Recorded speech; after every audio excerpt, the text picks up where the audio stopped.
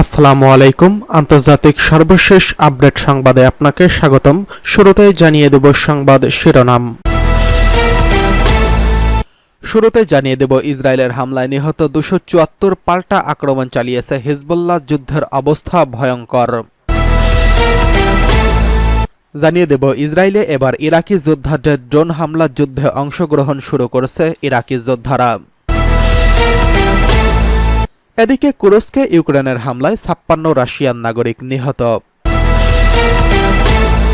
অন্যদিকে সব ধরনের ডিভাইস ব্যবহার বন্ধ, লেবাননের ঘটনায় সতর্ক অবস্থানে রয়েছে ইরান।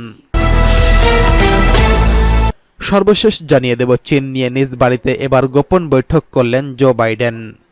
এতক্ষণ শুনছিলেন সংবাদ শিরোনাম, এবারে বিস্তারিত। ইসরায়েলের হামলায় নিহত 274, পাল্টা আক্রমণ হিজবুল্লাহর, যুদ্ধে আসছে টানটান উত্তেজনা।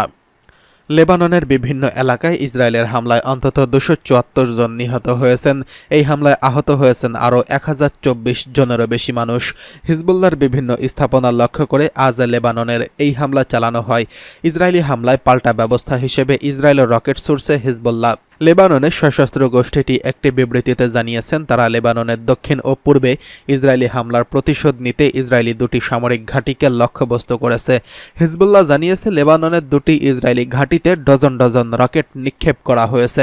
প্রতিশোধের অংশ হিসেবে দিনের শুরুতে আরও 3টি সাইটকে লক্ষ্য করা হয়। লেবানন থেকে রকেট ছোড়ার বিষয়টি ইসরায়েলি সেনাবাহিনীও নিশ্চিত করেছেন। তারা বলছেন, লেবানন থেকে 35টি রকেট ছোড়া হয়েছে।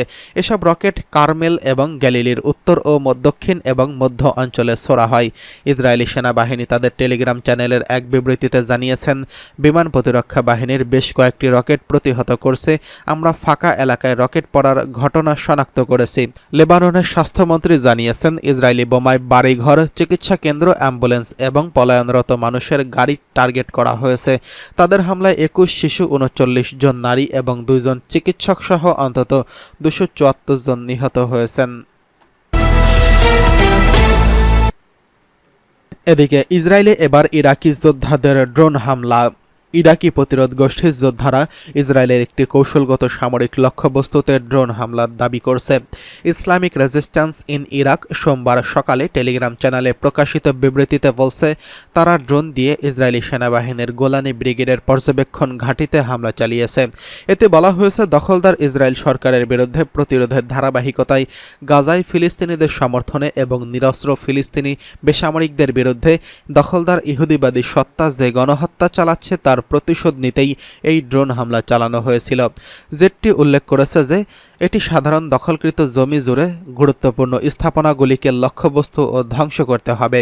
ইরাকের ইসলামিক রেজিস্ট্যান্স গত বছরের 7 অক্টোবর থেকে দখলকৃত অঞ্চল জুড়ে সংবেদনশীল লক্ষ্যবস্তুর বিরুদ্ধে এইরকম অসংখ্য অভিযান পরিচালনা করছেন। ইসরায়েলি সামরিক বাহিনীর নির্মম হামলায় এ পর্যন্ত 41,431 ফিলিস্তিনি নিহত হয়েছেন, যাদের মধ্যে অধিকাংশই রয়েছে নারী ও শিশু।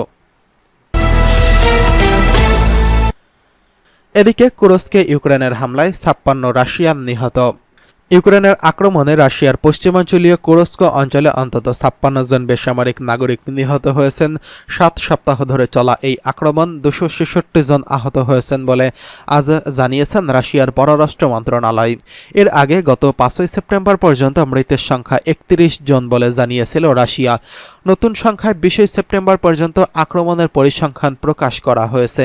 গত 6 আগস্ট সীমান্ত অতিক্রম করে রাশিয়ার অভ্যন্তরে হামলা শুরু করে ইউক্রেন। দ্বিতীয় বিশ্বযুদ্ধের পর এটি রাশিয়ার ভেতরে সবচেয়ে বড় বিদেশি হামলা। এখনও ইউক্রেনীয় বাহিনী কুরস্ক অঞ্চলে অবস্থান করছেন।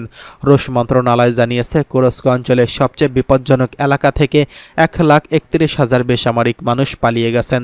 তবে ইউক্রেনীয় বাহিনী কিছু বেসামরিক মানুষকে তাদের ইচ্ছার বিরুদ্ধে আটকে রেখেছে। এদিকে রয়টার্সের প্রশ্নের জবাবে ইউক্রেনের পররাষ্ট্র মন্ত্রণালয়ের মুখপাত্র হিওরথি তিখি বলেছেন, ইউক্রেনের আন্তর্জাতিক মানবাধিকার আইন মেনে চলে এবং বেসামরিকদের লক্ষ্যবস্তু করে না। এবার সব ধরনের ডিভাইস ব্যবহার বন্ধ, লেবাননের ঘটনায় সতর্ক অবস্থানে রয়েছে ইরান। লেবাননে 2 দফা ডিভাইস বিস্ফোরণের পর ইরানের বিপ্লবী গার্ড কোর আইআরজিসি তাদের সদস্যদের সব ধরনের যোগাযোগ ডিভাইস পরিহার করার নির্দেশ দিয়েছেন। একজন ইরানি নিরাপত্তার কর্মকর্তার বরাত দিয়ে রয়টার্স জানিয়েছে, কর্মীদের ব্যবহৃত সব ধরনের ডিভাইস পরীক্ষা নিরীক্ষা করে বড় অভিযান শুরু করেছে আইআরজিসি। ইরানের নিরাপত্তা বাহিনী বেশিরভাগ ডিভাইসই তাদের নিজ দেশে তৈরি কিংবা চীন ও রাশিয়া থেকে আমদানি করা। আইআরজিসির ভেতরে ইসরায়েলের বেতনভুক্ত এজেন্ট থাকতে পারে এমনটাই সন্দেহ করা হচ্ছে। তদন্তও শুরু হয়েছে। এই তদন্তের আওতায় সবার ব্যাংক অ্যাকাউন্ট, ভ্রমণ ইতিহাস এবং পরিবারের অ্যাকাউন্টগুলো খতিয়ে দেখা হবে। লেবাননের জোড়া বিস্ফোরণের পর ইরানে উদ্বেগ ছড়িয়ে পড়ে। তদন্ত করতে আইআরজিসির কর্মকর্তা হিজবুল্লাহর সঙ্গে যোগাযোগ করছেন এবং বেশ কয়েকটি বিস্ফোরিত ডিভাইস পরীক্ষা নিরীক্ষার জন্য তেহরানে আনার ব্যবস্থা করছেন। এবার চীন নিয়ে নিজ বাড়িতে গোপন বৈঠক করছেন জো বাইডেন। প্রেসিডেন্সির শেষ দিন গুনছে জো বাইডেন, কিন্তু তার আগেই চীনের কফিনে আরও এক পেরেক ঠুকতে চাইছেন তিনি।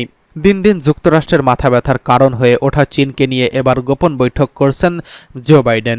নিজ বাড়িতে বৈঠকে কি আলোচনা হয়েছে তা খোলাসা করেনি মার্কিন প্রেসিডেন্ট। তবে শেষ বেলায় বাইডেনের এমন বৈঠক চটতে পারেনি চীন।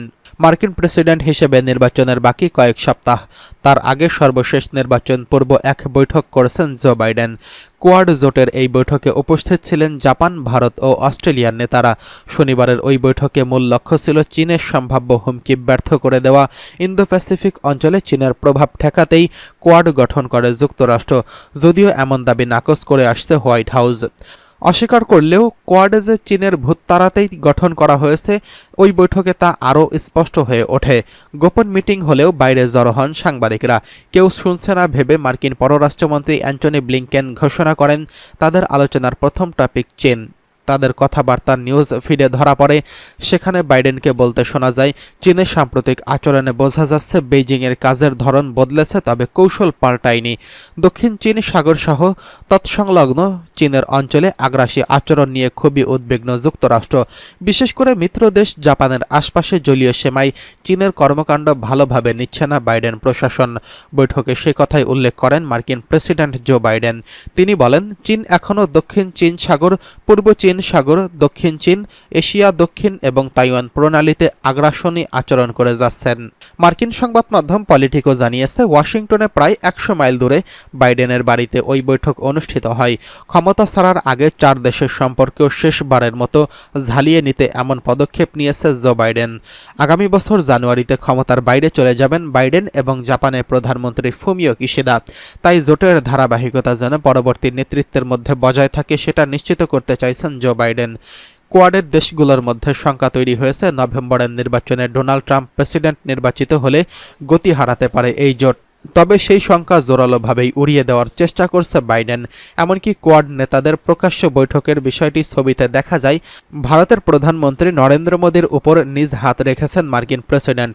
নভেম্বরের পরও পুরোদমে টিকে থাকবে কোয়াড, এমনটাই বিশ্বাস জো বাইডেনের। দক্ষিণ চীন সাগর সহ তৎসংলগ্ন অঞ্চলে চীনের আগ্রাসী আচরণ নিয়ে খুবই উদ্বিগ্ন যুক্তরাষ্ট্র। বিশেষ করে মিত্র দেশ জাপানের আশপাশে জলীয় সীমায় চীনের কর্মকাণ্ড ভালোভাবে নিচ্ছে না বাইডেন প্রশাসন। বৈঠকে সেই কথাই উল্লেখ করেন মার্কিন প্রেসিডেন্ট। তিনি বলেন, চীন এখনও দক্ষিণ চীন সাগর, পূর্ব চীন সাগর, দক্ষিণ চীন, দক্ষিণ এশিয়া এবং তাইওয়ান প্রণালীতে আগ্রাসী আচরণ করে যাচ্ছেন।